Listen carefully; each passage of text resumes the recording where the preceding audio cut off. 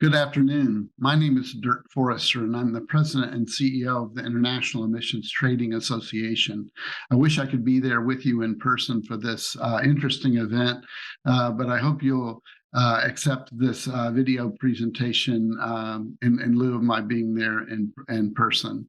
I want to tell you about an interesting development that we at IETA have been involved in creating high-level criteria that can be used in creating new carbon crediting standards for geostorage, so carbon stored through CCS and other means. I'm going to give you a bit of a background on how we came to do this, what our process has looked at, why it matters, and then present to you the high-level criteria.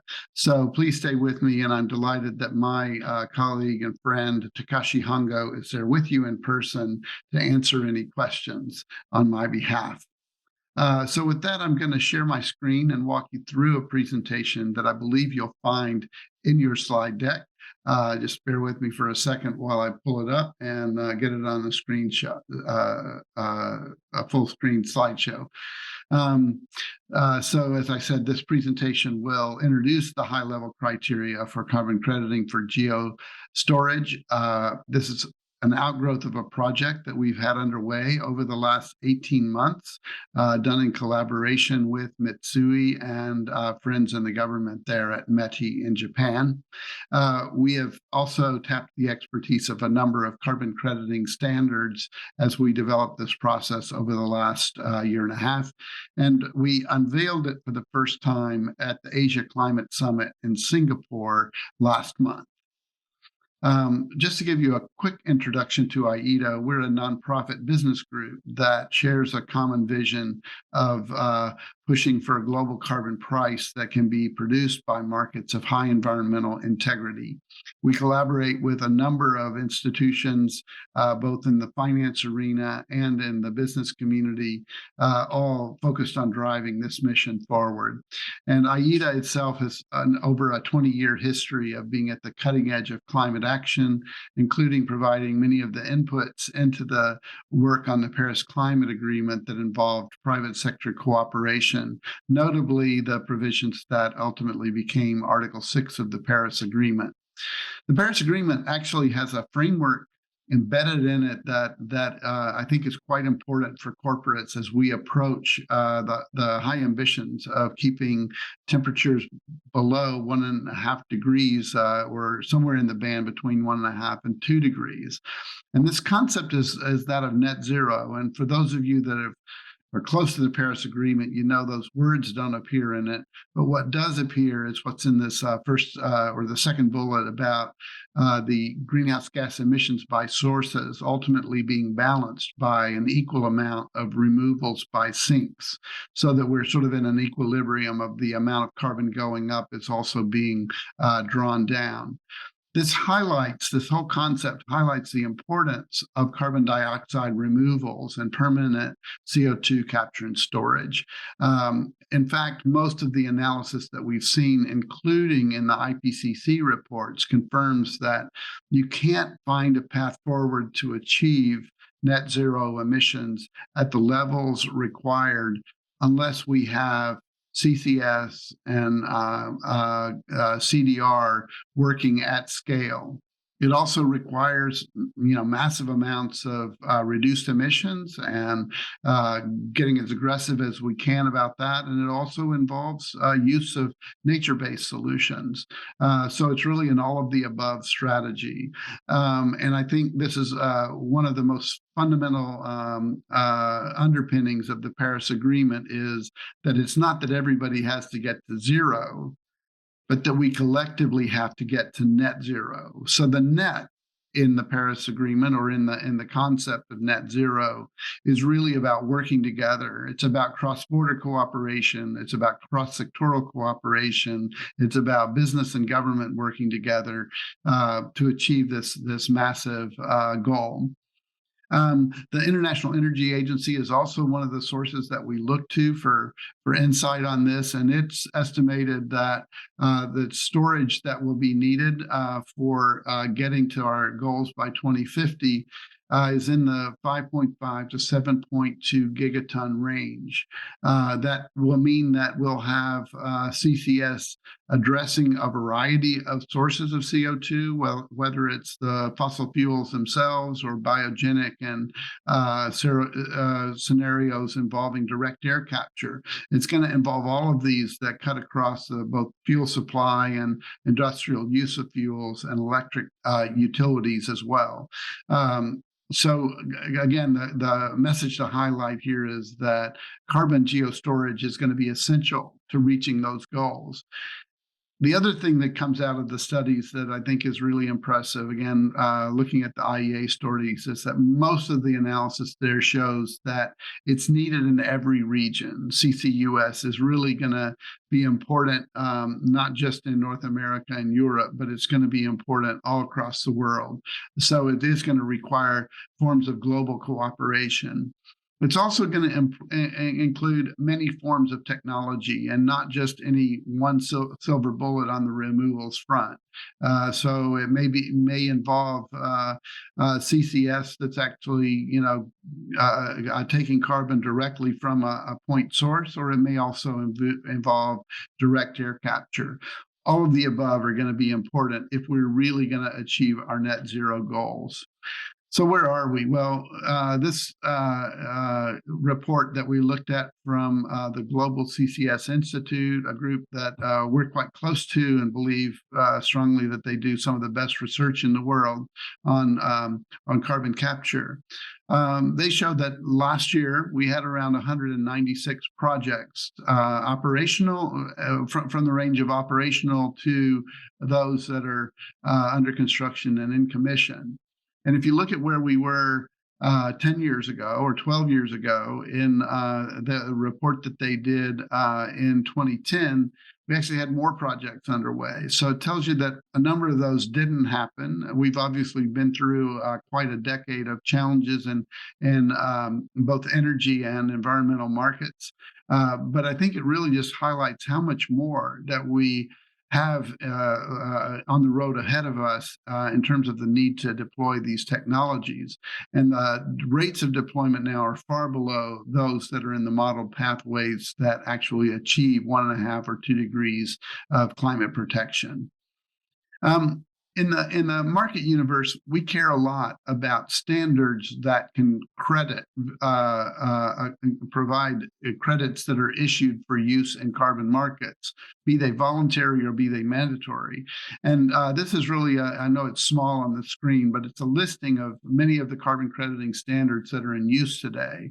But if you look at the column there in the center of the ones that actually have a methodology for CCS, it's not enough. Right now, what we have is the old standard that was developed by the CDM under the Kyoto Protocol, along with one that was developed by the province of Alberta in Canada that has been used in Canada, and one that's been launched for voluntary purposes in the U.S., the American the American Carbon Registry, the ACR. So obviously there's more work to do on the standards front, and we anticipate that there will be more standards moving in this direction, just because the global demand is going to be so large for this as we get more and more serious about addressing carbon emissions. The other thing that's going to be essential is markets that connect the geostorage resources, the places that have good storage capacity, which you see on this map, with places that are still emitting carbon, which will be really all over the world. So you'll notice from this map, not every country is blessed with these kind of resources. That's one of the reasons that Article 6 of the Paris Agreement is so important, is that it allows countries and companies to cooperate across borders as long as they do the accounting right.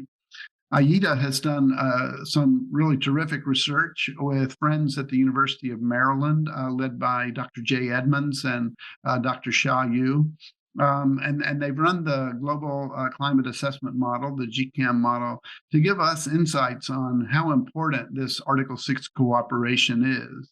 And the high-level findings they have are that if Article 6 works really well, it has the potential of creating cost effectiveness that enables us to achieve twice as much mitigation for a given amount of investment. That will be really important for assuring that we can actually get to the goal. But it doesn't mean that all the prices are going to be low. In fact, it shows that the prices of actually achieving the levels of CCS deployment that we need will get up into serious money in the $100 to $200 range. But there's something else that the studies show that I think is important, and that is just these charts show the amount of emissions that are remaining in the systems above the line and how much is being removed below the line, that zero line. And the amount of geostorage that would be needed in 2050, according to our modeling, was in the 16 gigaton range. So it really shows that that we need to get the international trading systems up to the task of channeling the investment such that this amount of geostorage can occur. We think markets also have a role in ensuring that there's a way for effective deployment across international borders. We learned some lessons in the Kyoto Protocol, and it provided a signpost for CCS in terms of the methodology that was created in the CDM. It took 5 or 6 years to get that methodology agreed, but it did give us an initial piece of work to look to. And then as we moved into the Paris, sort of the Paris era, there are several ways that the agreement provides a framework that allows for geostorage. The first is that countries make their own commitments and their nationally determined contributions, and that those can include containment of greenhouse gases in storage facilities. It's technology neutral, so it's really up to countries to decide what approaches they take for achieving their commitments there.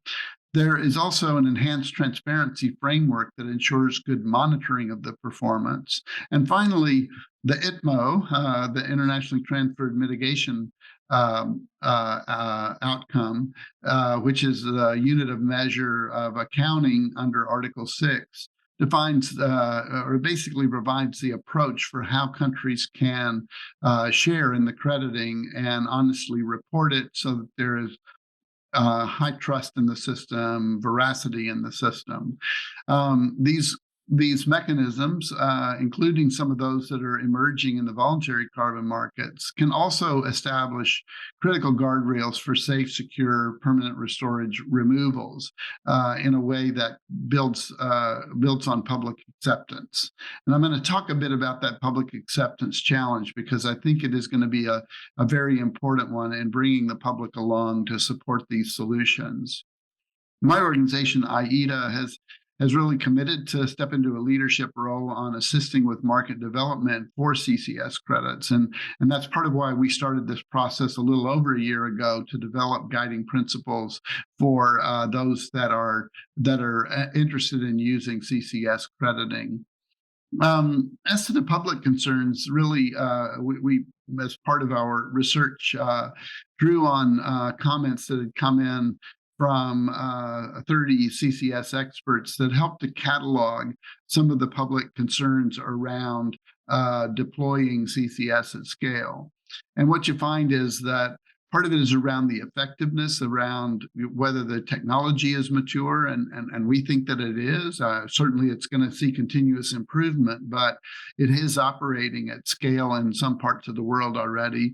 Whether the comparison to alternative technologies makes it less attractive because of a high cost, whether the energy losses associated with it are prohibitive, and frankly, whether actual storage potential is there. But I think on the effectiveness point, this is just highlighting again how much of an education job we collectively need to do with bringing the public along.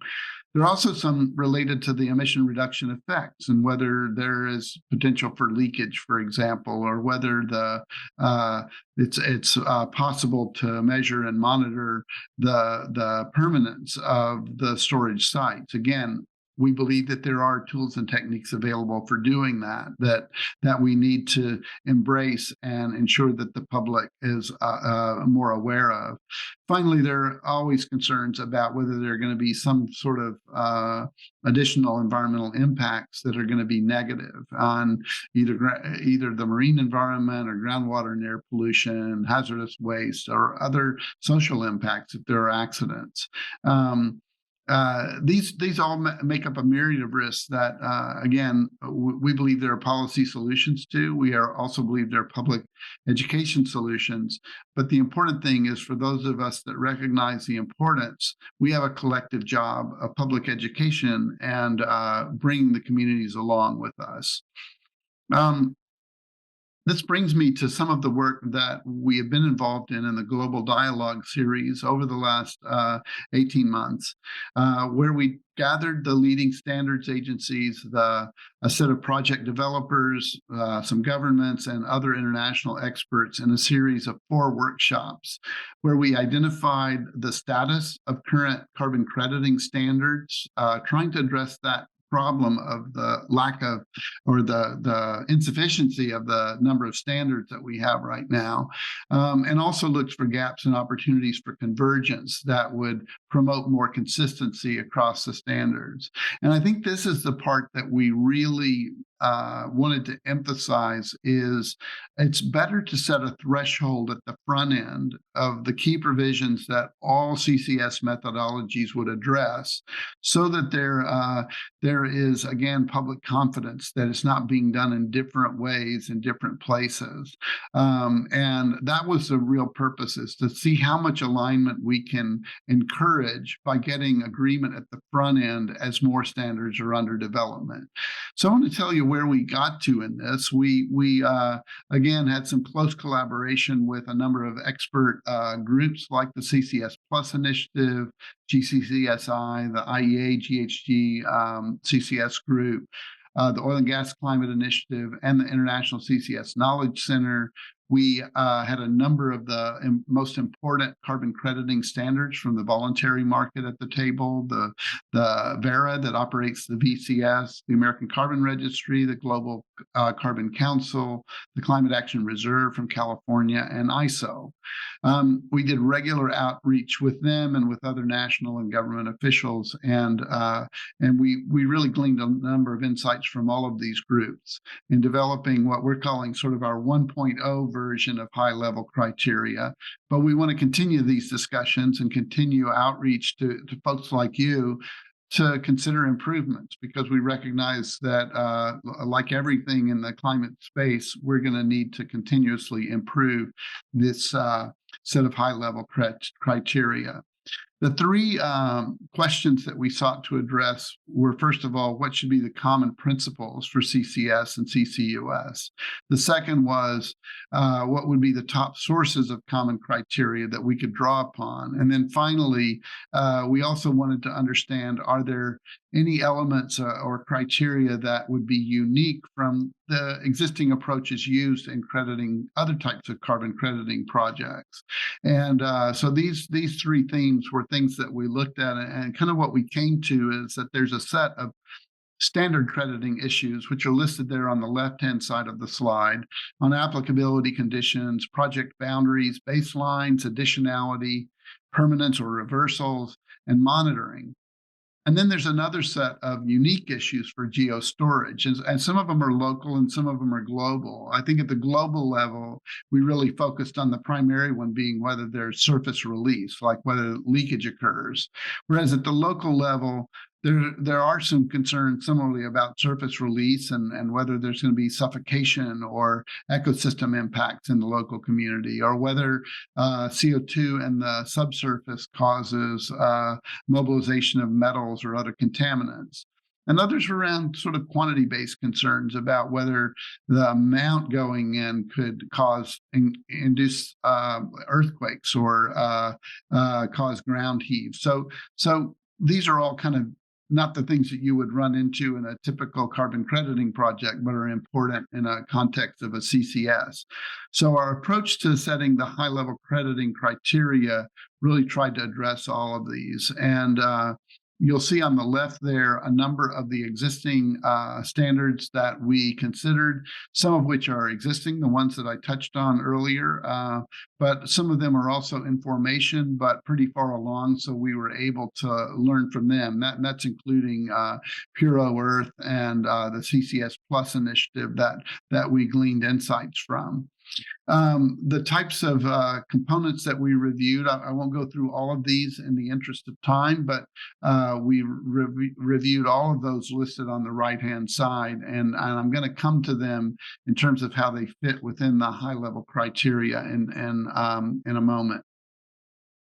So now I'm going to pivot into the version 1.0 of the actual high-level criteria and say that what we ended up doing was sort of organizing these into methodological components of some of the types of things that we felt like appear primarily in terms of a methodology on how you measure and verify. And then on the right-hand side, safeguards. These are ways that we, or criteria that, again, within the high-level criteria, we thought that you could safeguard against some of the specific impacts that communities might become concerned about. And I'll walk you through how we did this. The first, on the methodological side, again, very detailed work here. Thankfully, you have it in your information pack, so you can read it in detail. But the methodological components are there on the left: the applicability conditions, the project boundary and leakage definitions, the baseline that's set that you're operating from, the additionality concern, which in these technologies is usually not much of a question. In conventional carbon crediting, additionality is a major issue, but because there's not another major reason to engage in CCS or geostorage activities other than carbon, this one is somewhat simplified. Non-permanence and liability, those are, again, major concerns of communities. So there is a sort of a description about how this might be addressed. And then finally, monitoring.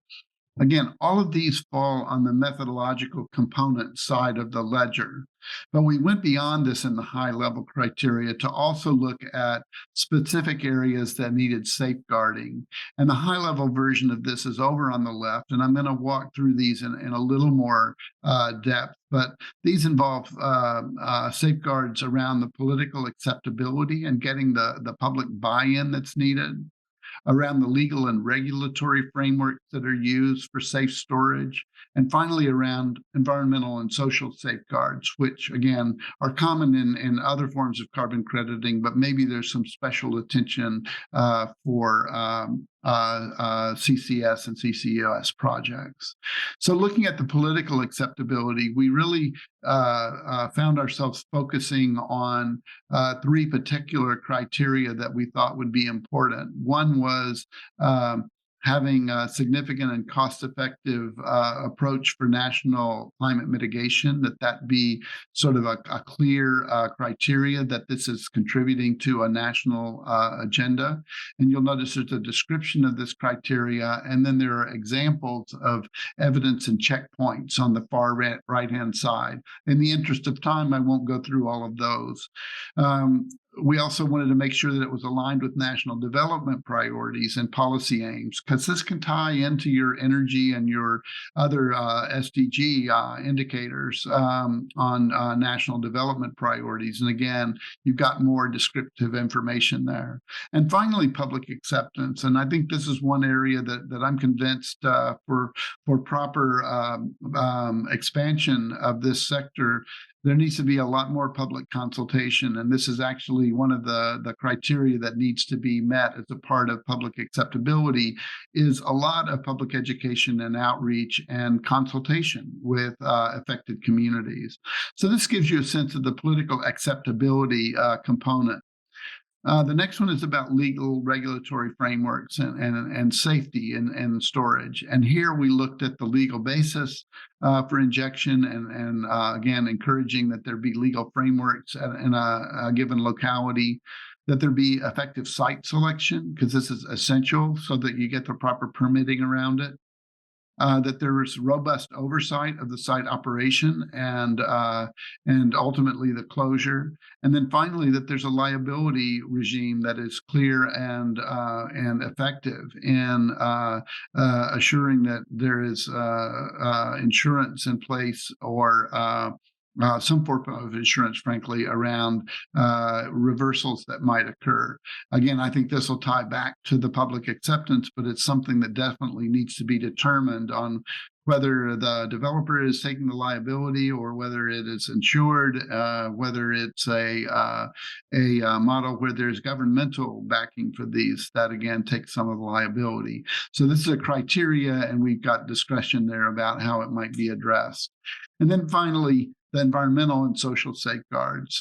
This involves risk and safety assessment, which needs to be part of the credit approval process, ensuring that these are in place and have been conducted properly, that the environmental and social impacts are obviously identified and addressed, and that finally there's a broad sustainability look on how this fits in with the sustainability aspirations of a particular community and country. So this set of criteria, this set of topics really are important for crediting programs to address for their CCS approaches. I've walked you through a lot of information really quickly, and I realize that it's a lot to take in, but I'm thankful again that Takashi Hongo is there from Mitsui to respond to any questions that might occur. And I also encourage those of you that are experts in this space to provide commentary to us at AIDA. You can access us at aida.org on our website. But we are interested in hearing what other people think, and we'll be conducting a number of events this year to share the knowledge that we've gained and to compare learnings and hopefully to continue to improve this product. And with that, I really want to thank you very much for including me in this discussion, and I wish you a terrific remainder of your event. And thank you for attending this workshop. AIDA's proud to be a co-organizer of this event. Thank you.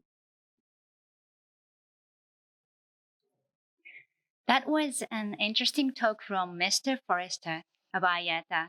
I appreciate the sharing of the high-level criteria. I believe it would provide a useful basis for those who will be involved in CCS project and crediting mechanism. I would now like to invite questions for Mr. Forrester's presentation. For the Q&A session, the representative of AIDA in Japan, Mr. Takashi Hongo, will answer the questions on Mr. Forrester's on behalf. And in the former presentation, we did receive several good questions from audience, but I couldn't cover them due to a little trouble. Sorry about that. Now, Dr. Yamamoto is answering the questions in the Q&A box. Okay, for the Forrester's, Mr. Forrester's questions, there are 3 questions from the audience. Mr. Takashi Hongo, could you answer the question about the GHG protocol? Okay, let me check that. Regarding the use of credit generated by CCS project, etc., GHG protocol does not allow offset by carbon credit of Scope 1 and Scope 2. This is a huge impediment for wide use of credit. As a consequence, it would hinder concretization of CCS project. This problem is well recognized by those involved in CCS-related business? What would be the ways to settle this serious headache? Yeah, thank you very much. That is a good question. And that is a big argument among the carbon market players. So that is a very hot discussion, not only for CCS, but also for other types of credit. But in my understanding, ISSB itself is under the consideration, not finalized yet. And also the GHG protocol is referred to as one of good practice. And as far as I know, it is not a condition. So I think the AITA, as a market organization, would like to make a comment and on it, correcting the opinion from market player. That is my views.